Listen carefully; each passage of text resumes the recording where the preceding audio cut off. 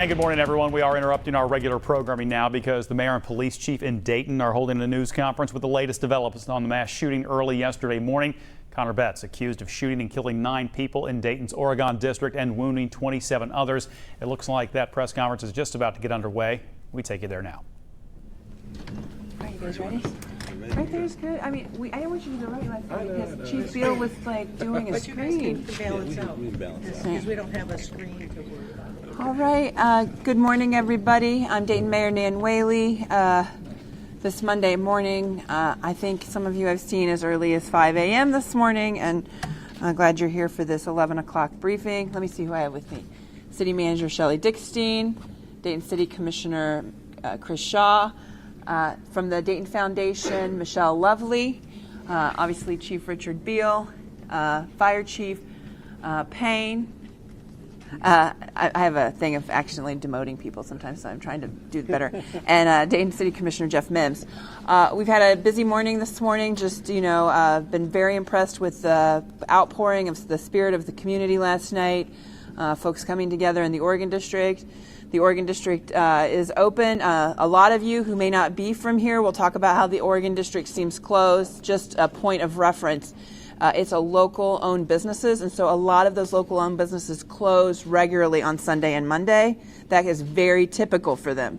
So if you're a regular in Dayton, you know which restaurants are open on Monday and which ones aren't. And the majority of them, that's their weekend. So I want you to make sure in your coverage. I've heard that a couple of times when folks have said, well, they say it's open, but it seems to be closed. It's because it's Sunday and Monday. I know some of the places are planning on opening just because of this on Monday, even though they're normally not open. But we are respecting what they have to do to go through as local businesses.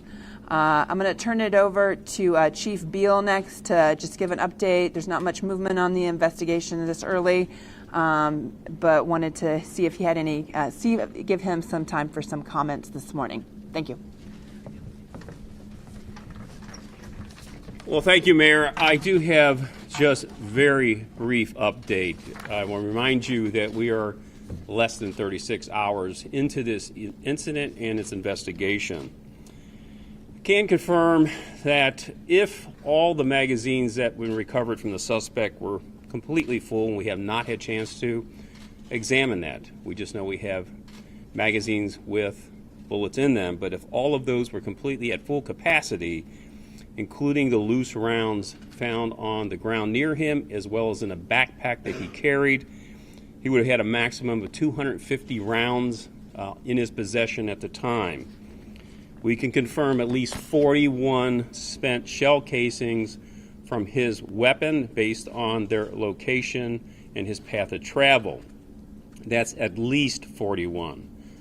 Because you could well understand, in a very dynamic and chaotic scene as this was, with people running through the crime scene, with first responders running through the crime scene, with emergency EMS traveling through the crime scene, evidence can be lost. So we can tell you at least 41 spent shell casings from the suspect. As it relates to the officers, we have recovered 45 caliber shell casings, 16.233 caliber shell casings, and 1 shotgun shell casing. In terms of the persons injured, we're getting different information from other sources, persons treated in a hospital. So we have previously said 27. There's some information there's 32.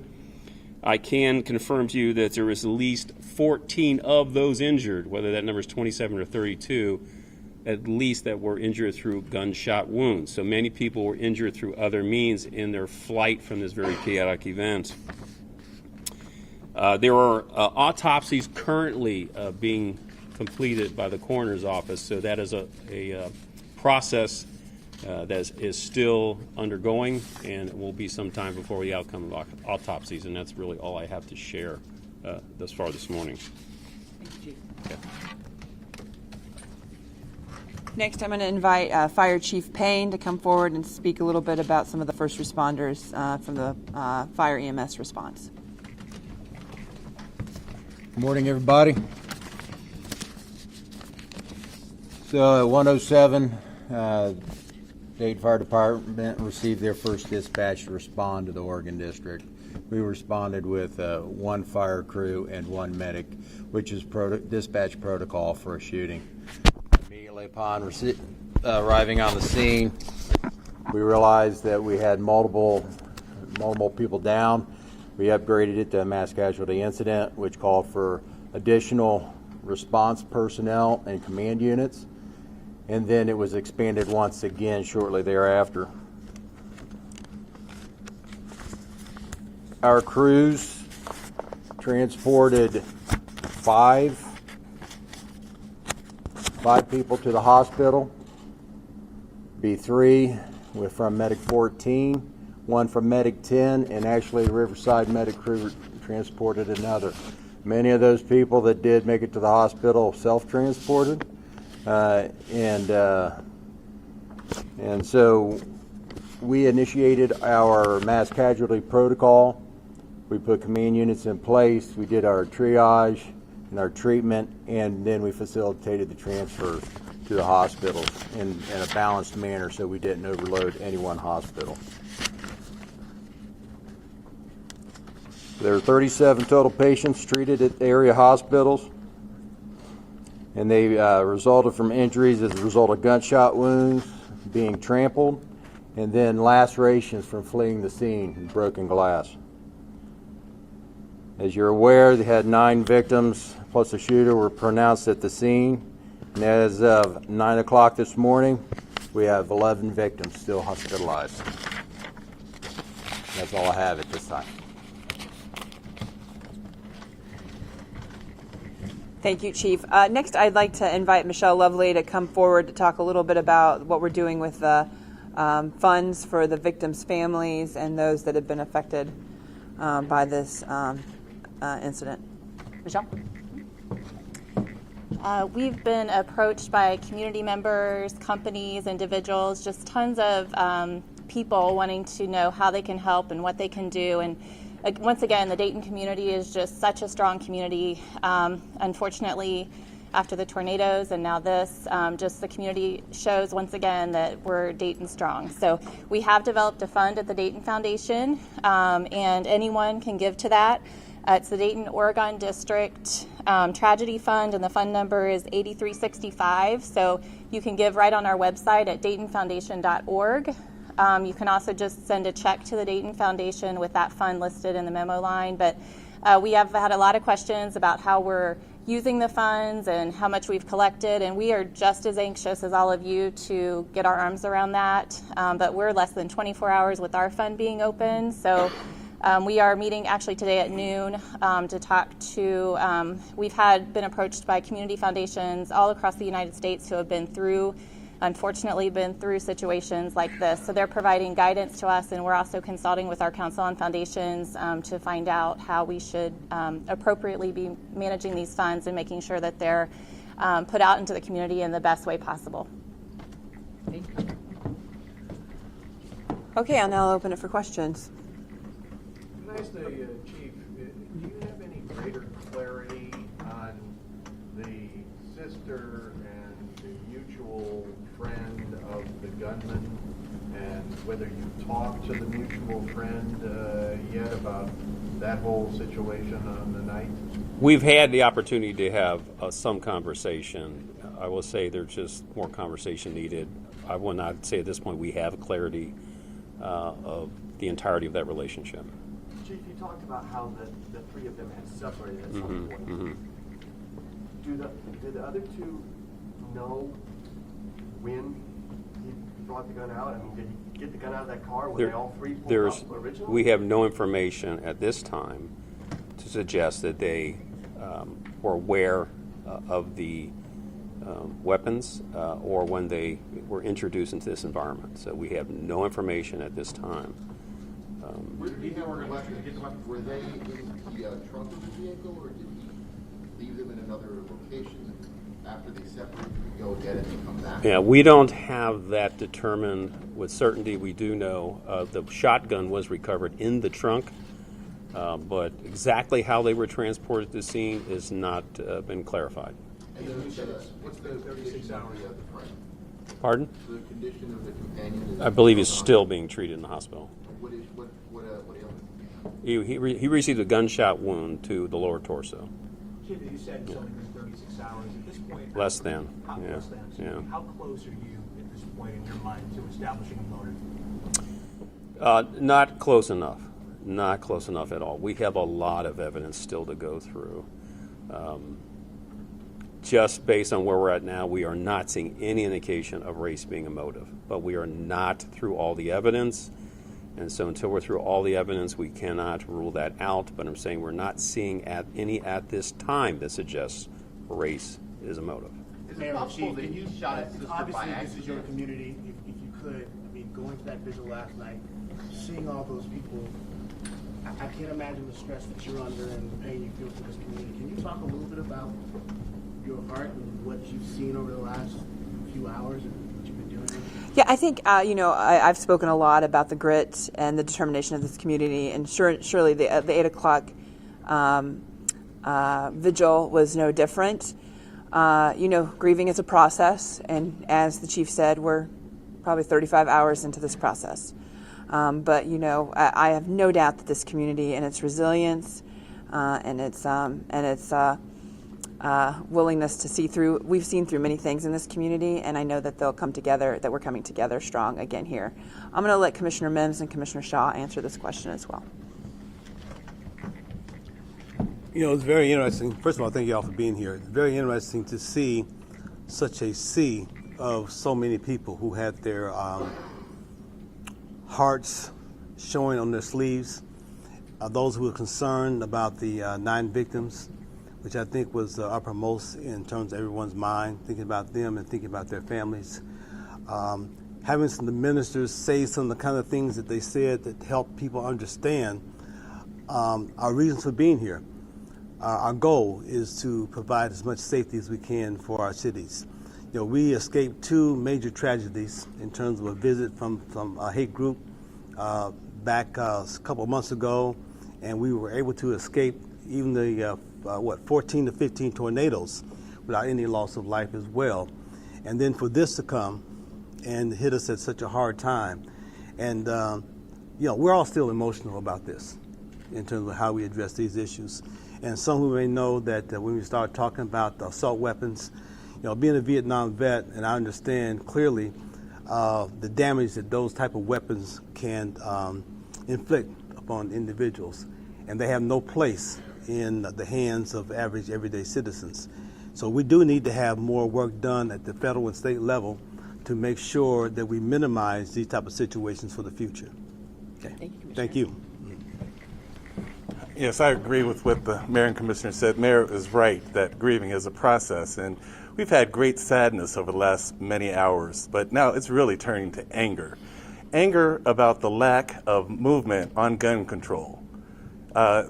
We are not the first community that's been affected by this gun violence, and we won't be the last, but we have got to do something, and I think we're about the work now of pushing the legislature and the federal government to move on responsible gun control in this community and this country.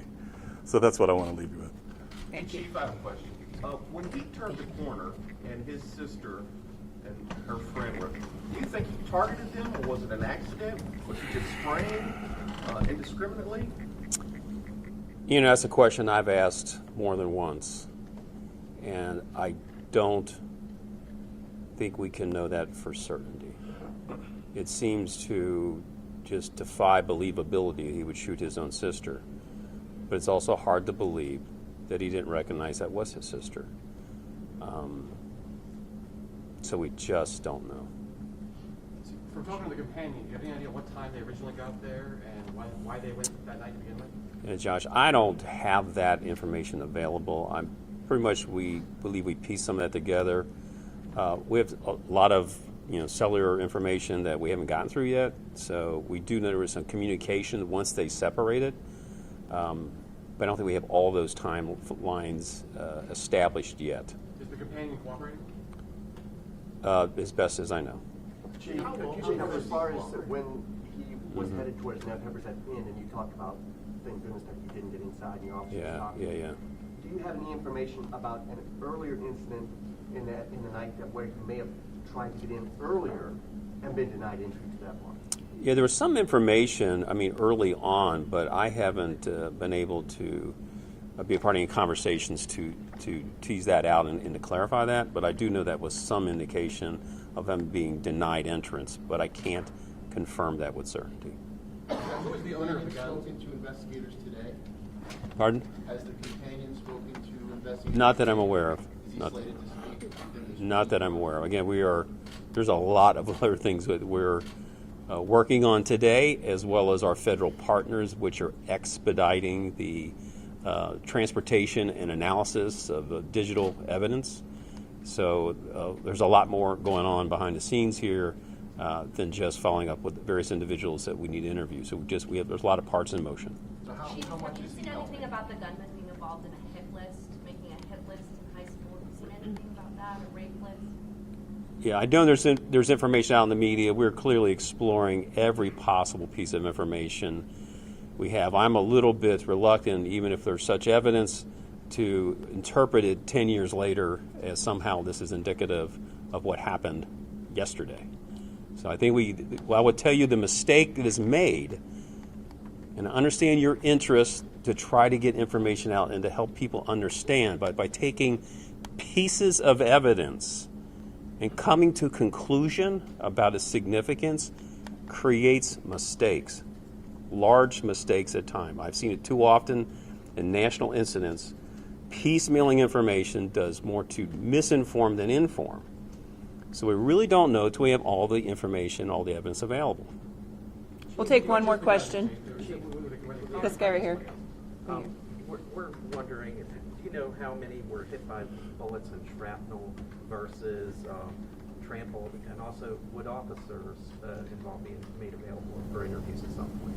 Yeah, the officers are still on administrative leave, so they're not going to be available for interviews. And I'm sorry, your first question was? How many We said 14 that we could confirm non-fatal that have been treated of the 2732, and I think, Jeff, you had a different number even. So clearly, a couple of dozen people who were treated for non-fatal injuries, 14 of which we can confirm were through gunshot wounds. Okay. I'm sorry, Mayor. Yeah, I spoke with the president yesterday evening. He called, I think it was around 6:30 before the vigil. Okay, we'll appreciate you all being here. I know you'll be out and about on 5th Street and through the community. We're really going to take these as, yesterday we did like an every 3-hour clip. I don't want to keep on calling you in when we don't have anything new, and so the investigation will take longer. It'll take longer periods of time, so you'll hear from us the next time we do have something new to share. Mayor, can we just have one more question with the chief? Maybe. Thank you very much. I do appreciate it. If I can answer, go ahead. It's okay. Chief, can you talk more about the acquisition of that firearm and your thoughts on your citizens owning such large magazines? It's problematic. It is fundamentally problematic. They have that level of weaponry in a civilian environment, unregulated, is problematic.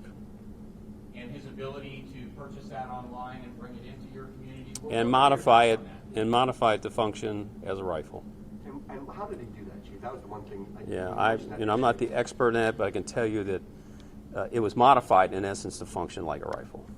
That much I can tell you. I'm sure you can talk to experts out there that how that gets done, and to avoid any legal prohibitions. Mm-hmm. Thank you. We're really done. We're done. Thank you, guys. Have a good one. And again, that is the latest from Dayton on Sunday morning's mass shooting. We heard from the mayor, police chief, fire chief, commissioner. We heard from a representative from the Dayton Foundation as well. A couple of things that just stood out to me. And as you heard there just moments ago in speaking about how the police chief felt about civilians in that area having access to high-capacity magazines. He called it problematic, fundamentally problematic. Right off the top, we heard the mayor speaking about how quiet it was today, and she wanted to make very, very clear that one of the reasons things are so quiet today in the Oregon district is not simply because things are closed as people grieve and try to recover from what happened yesterday, but that a lot of businesses in that area are in fact already closed on Mondays. That is the normal way that they do business. But what she did point out is the fact that some of those businesses that would normally be closed have decided they are going to open today in a show of solidarity. We had the police chief also mentioning that if all of the magazines had been full that he had in his backpack, it likely would have been some 250 rounds he would have had access to in all. Obviously, a lot more to unpack with this story. Local 12 News has several crews in Dayton today working different angles, and we will have complete coverage coming up live at noon and throughout the day, both on Local 12 as well as local12.com. I'm Bob Herzog, Local 12 News.